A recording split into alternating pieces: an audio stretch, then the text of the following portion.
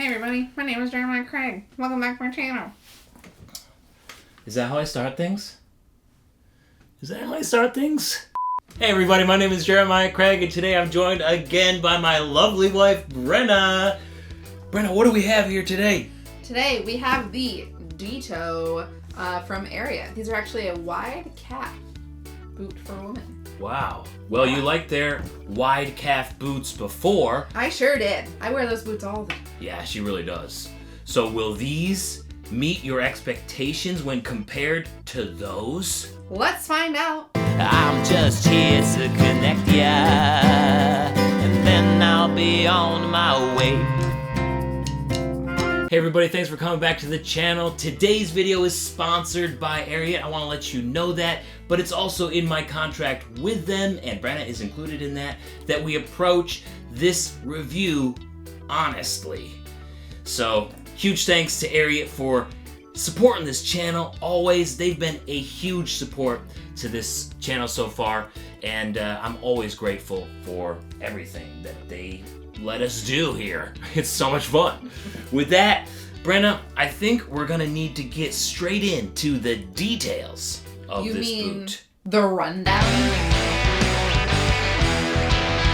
First up, we have the whole thing is a full grain leather.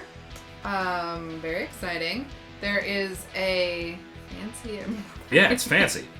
I have notes for her, and it says fancy embroidery. If that's not fancy embroidery, I don't know what is. Yeah, okay, it's fancy. It seems pretty standard to me, but sure, it's fancy. Usually you would get a toe bug, a bug and wrinkle here, but instead they've replaced it with the fancy embroidery stitching. Yeah, I think it looks nice. Yeah, I do too. And they got some on the counter as well. I was just gonna say that. I beat you to it! No, great minds think alike. I guess so. I guess you're right.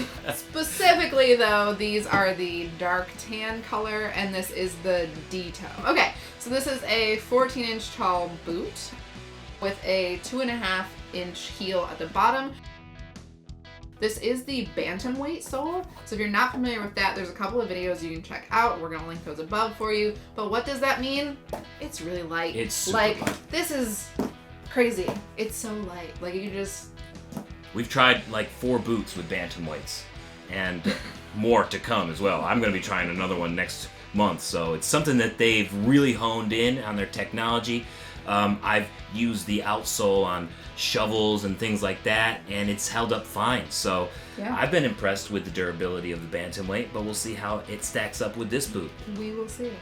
The other special thing about this is that we do have the 4LR removable insole inside, which is very exciting. Mm-hmm. I personally like that insole. I think it's very comfortable. I know that you necessarily didn't love it, but I like it. I think it's great. Really, the special aspect of it is that it does have a 15.25-inch circumference, which is important to me, short legs, but it also does have an elastic panel underneath the holes. So that's cool. And if you saw the last elastic calf boot that we looked at, this one does have a little bit less of an elastic in there. It's also a little bit less stretchy. So I'm anticipating that due to the smaller circumference and the less elasticity, it might not be as forgiving as the other one was, but we will find out when we put them on. Yeah, and plus it will come up taller too.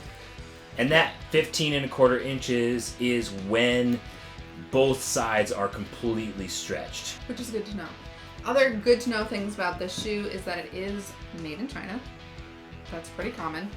For a bunch of different Ariat lines, and then it also retails for $209.95 at Ariat.com. That was a great rundown, Brenna. Thank you. What's next? Right on. Well, yeah, let's do it. They disappointingly don't really fit my calves that well. I thought because they were the elastic calf and they do have a pretty deep scallop that they might fit. Specifically because the other elastic calves that I have fit without even stretching. So I thought perhaps it might be a similar cut, but these are definitely tight around the calves.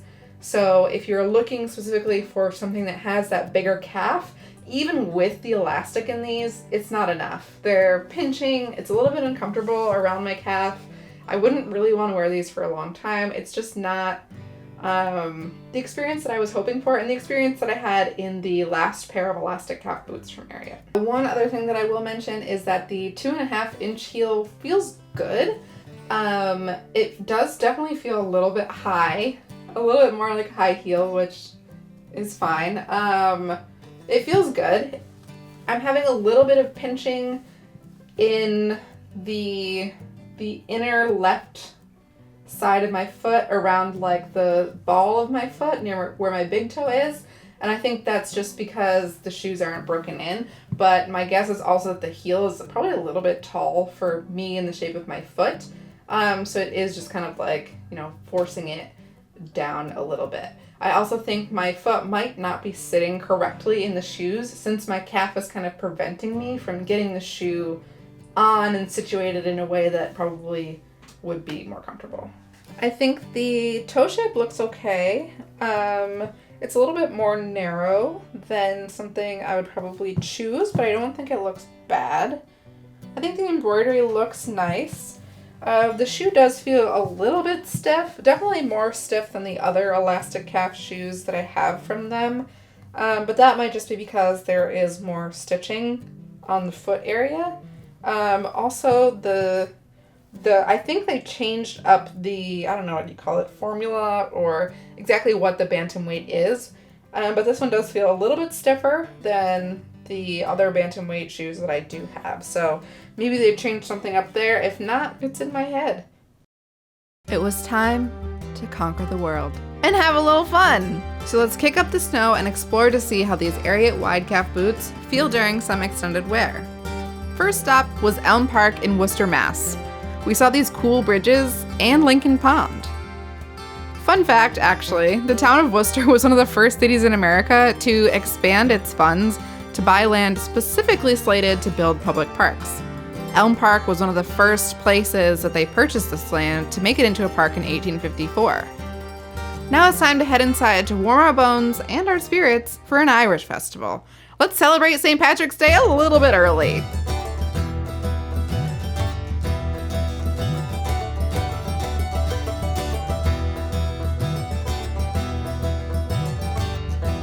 There was loads of shopping.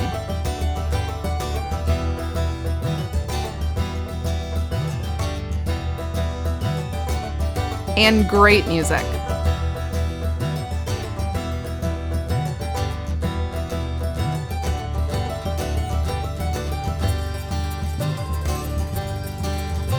And awesome traditional Irish dancing. And of course, my favorite, beer.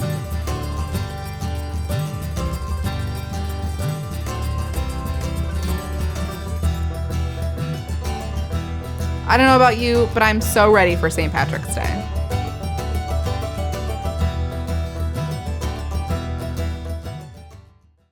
All right, Brenna, after the extended wear that we did over in Worcester, how do you feel about these Ariat wide calf D-toe boots?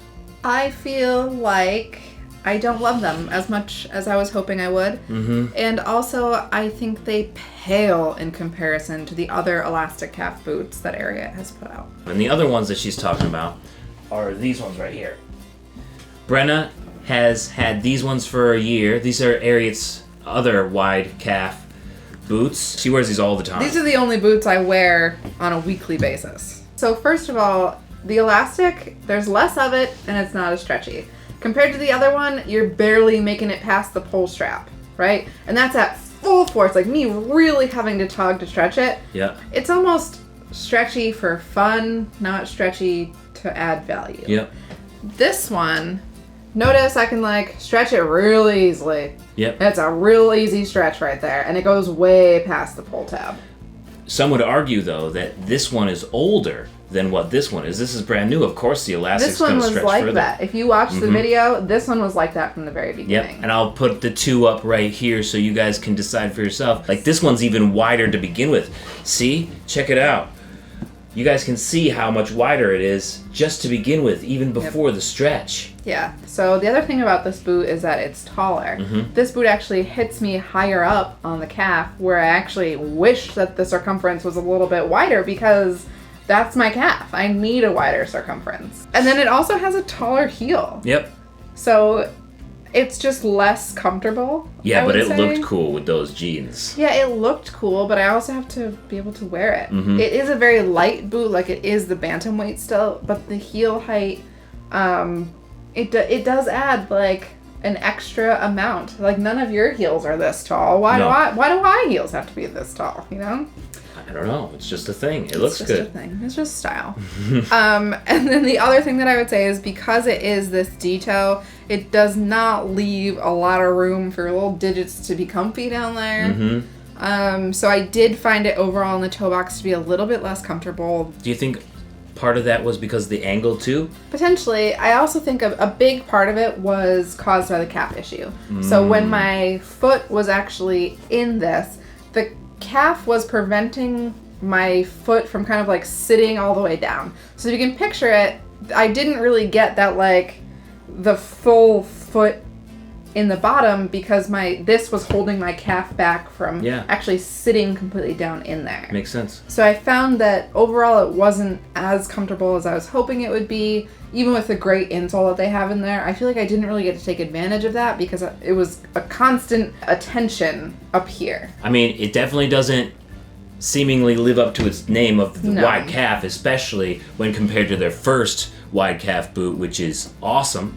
One other thing is that the bantamweight sole does fade over time, just so you guys know. Sure does. So you'll get looks like this, and also like this too. This is another bantamweight boot, so it pretty much goes tan and then goes black, and there's really nothing you can do about that, just so you guys know. And it is starting to happen to this one. So just a bantamweight thing, but it is very, very light. Yeah. And it's a shame that they didn't live up to the wide calf stretch panel excellence of this one right here. And if you guys want to see more about this wide calf Ariat, you can check that out above or at the end screen as well. Thank you for giving this boot a test run and a review, Brenna. I always like to feature more women's boots on here because, come on, we need to have more viewers. We need more women viewers here. Come on. Yeah. So thank you for helping me out with that. I was very excited about this boot because I am a stan of the original. I am such a fan. This one here? I was hoping and praying it would be exactly like this one, but with a different toe shape. Uh-huh. It's not. It's not. It's not a wide calf boot.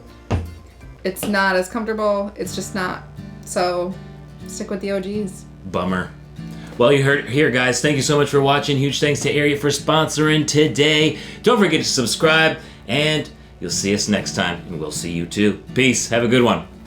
Those stretch wide calves, they don't stretch half as well as they did on the Heritage. These D-toes could stretch some more, like in the older models. That's where it is, yeah. Yes, why don't you check out that older model up here in this video? Or I got a music video down here I think you might enjoy. Don't forget to subscribe while you're here, and I'll see you next time. Yeah. Thanks for watching. Peace.